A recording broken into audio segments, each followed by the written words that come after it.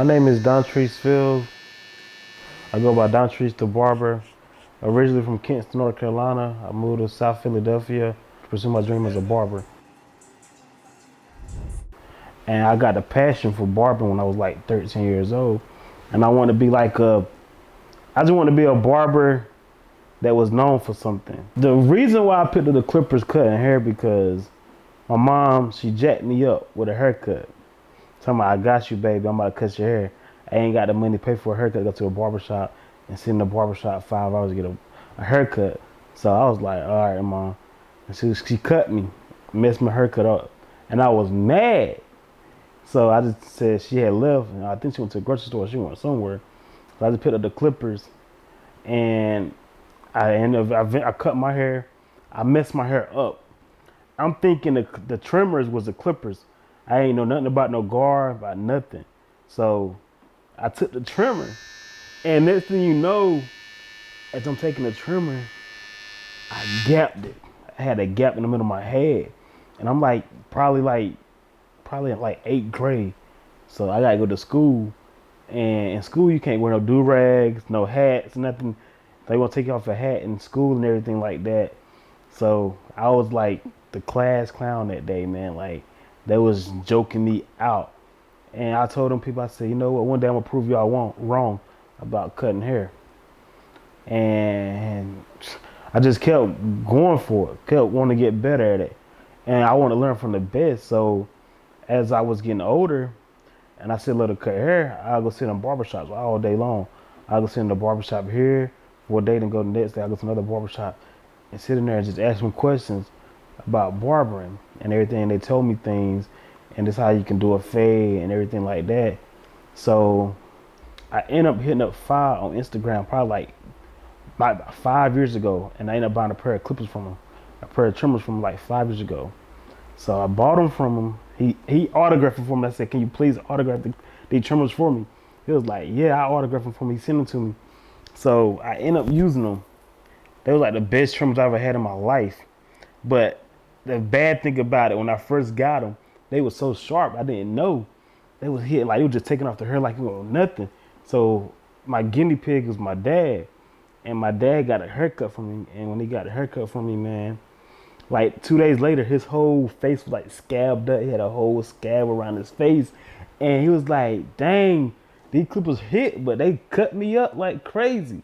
So I felt embarrassed for a little bit, but I said, I got it. So I called Fi. Fi said, you got to tap and just go with it. And that's why I said, all right, I got it. So since then, I was tapping and everything like that. And I guess barbers in the city like have barbershops. They saw my work on like Instagram or Facebook, and they was like, come to the shop and work. And I was like, nah, I can't come to the shop because I don't have my license. They was like, man, just come work on the weekends, man. Come work on the weekends. I was like, all right, but I was scared at the same time. But I said, you know what? That's something I could make on the side, cutting hair. So I was like, all right, let me do it. So started doing that. Got back in school. I had my job. So I'm working at my job called Barnett. I was working at Barnett. I was probably like 3 years at Barnett. I was driving a forklift and everything like that. So as I'm about to be finished with school and barber school, my job went to 7 to 7. So I'm working 7 p.m. to 7 a.m. trying to go to school from 8 to 5 p.m. and got to be right back to work at 7 p.m. at night. So I'm not getting no sleep. I'm tired. I'm frustrated. I'm stressed out. I'm not getting no sleep at all. I don't have no time for myself. I can't study. I can't do nothing. It's like I'm just all over the place at the same time. So Fi hit me up out of the blue one day. He was like, man, come move to Philly, man. I love your cuts. He was like, man, I changed your life. I was like, how can you change my life? He said, man, I can change your life. I was like, you can't change my life. So he said, you know what? That's what I do for you. He said, come visit. I was like, all right, I come visit. He said, you know what? I pay for your gas. I give you gas money to get up here, and I pay for your hotel. So I'm like, this dude really want me. I'm like, he paying for my gas and a hotel for the weekend. So I was like, all right. So me and my girl, we end up driving up here the weekend. Got in the hotel, had us in a nice hotel. I was like, dang, this dude really want to get me in the shop with him. So I came, I saw him for the first time. This is my first time really seeing him. I never seen him in person. So that's my first time when I finally drove. Like he didn't know me from a can of paint. And for somebody to do something like that for you, like, you know, he a good person. Like, you know, some people got a good heart out here. So I said, I felt like if he did that for me, man, like, why not give it a chance and see how it go? So after he did that for me, man, I kept thinking about it. And I was so scared to my mom. I told my dad he was all right. He was like, you sure you want to do that, son? But he said, I want you to follow your dreams. My mom was like, no, no, you need to stay in Kinston, get your own, go to school, finish school, get your barber shop down here and everything, open up a barber shop down here. I was like, Mom, it's nothing down here. So it was like, I don't really agree with it, but you got to follow your dreams. So if you feel like it's the best move for you right now, go ahead. I'll be here praying for you and everything like that. So she ended up doing, like, she said she finally let me go, come the oldest child. So I'm the, like, you know, the firstborn. And she finally let me go and I felt good about it. And they cried and I cried at night leaving because I packed all my stuff up and we got a budget truck and we ended up driving up here and it was like the worst drive ever, but I felt free because I was actually about to start living my dream as a barber. And that's all I ever wanted in my life, to live my dream as a barber. So once I got out here, I ain't gonna lie to y'all. I'm gonna keep it honest with y'all. It wasn't easy. I had my days where I wouldn't even cut no hair. I would basically be washing hair for five, with shampooing hair all day for five. And that's how I'm making money, just to feed myself, make sure I'm good. Until like my name started getting out here, people know I was giving me a try on their hair, and they was loving the haircut from me. Then I started using social media, all types of like platforms of social media to gain clientele. So basically, that's what I was doing, put my name out there. Social media, I was posting about 3 times a day, and when I kept doing that, people started DMing me on Instagram like, "Hey, where you work at, man? I like you cut. I like give you a try on my hair." And word of mouth, they got friends, and they was telling their friends about me, and that's how I started getting my clientele. So everything was going good. The next thing you know, the pandemic hit. All the barbershops shut down. Everything was gone. Like, oh man, what I'm gonna do now? Like, I don't know. I don't know. I don't want to get another job. Like, what I'm supposed to do? I'm stressing out. I'm like, back to ground zero again. Here I go. After that, I got a call from my buddy Terrence in Jersey. He was like, "Hey, what you doing today?" I was like, "Nothing, just in the house chilling, waiting for the barbershop to open back up so I can work in the barbershop and cut hair." He was like, "Hey, you want to take this drive with me to North Jersey?" I was like, "To cut some hair." I was like, well, "Yeah, yeah, cause I need the money." So as we riding down here, he said, "I got a surprise for you." I'm like, "What type of surprise was this?" He said, "Man, you'll get there. You'll see when you get there." I was like, "All right." So when we got to the man's house, his name was Sean Jefferson.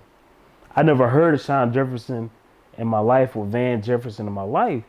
So when I got there, I met him. It's like, yeah, he said he played in the NFL for 13 years. Sean Jefferson, he played for New England, the Chargers. So I ended up cutting him, and his son, which is Van Jefferson, was getting drafted this year. But he had got hurt in the NFL Combine, so he was rehabbing at his dad's house in New Jersey at the time. So I ended up cutting him. He ended up like loving my cuts and what I was doing. And he was like, "You know what, man, you can be my barber. It's like you gonna take me, he gonna take me anywhere he go at, wherever he get drafted at." I was like, in my mind, I ain't gonna say it out loud, but in my mind, I said, dude, he capping, man. He ain't gonna take me where he at. I didn't really believe until it like really happened. So a couple months went by, and it was probably like the end of July or August when the season about to start. I got a call from Van. He was like, "Hey, bro, what you doing?" So I was like chilling and everything like this. This one I just found out I got a daughter on the way. So I found out I had a daughter on the way, and it's like it just started to feel like doors will open up for me, like blessings. So it was like, "Hey man, can you fly out? I'll fly you out to L.A. to cut my hair with some of the teammates." And I was like, "Yeah, I'll do that." So I got out there, nervous because I'm like, I'm in LA. I never been to LA just to cut hair, so I really felt good. Like I'm really doing something with myself. My career really taking off for me like I wanted to. And as it started to take off, I cut van, and I started going like every other week. Then it started turning into like every week I was going to van. I was going out to LA to cut them. Then I was flying like to Miami or Tampa or wherever they was at, and they was like it was like unreal, and it was like and then just led another door open, and kept just kept going, and that's like my dream. Like if I can do it, anybody can do it. I tell you, anybody. Like you just gotta just have an open mind. Like the hardest thing you can ever do is always thinking about you gonna fail, because you never know if you're gonna fail or not. Like you just gotta keep going at it because you never know what's gonna happen. Like I never knew I'd be with NFL clients all the time cutting their hair on a regular basis. I never knew that happened. I just wanted to be a barber in a barber shop. I never wanted to be, oh yeah, I'm a celebrity barber, because I never believed in being a celebrity barber, because I said, like, I'm just a barber, like the next man. Like I'm no better than you. I just got blessed with that. And anybody can get blessed, but God got blessings for everybody, but they might be in different types. You never know what's gonna happen for you in your life. So that's how I look at it.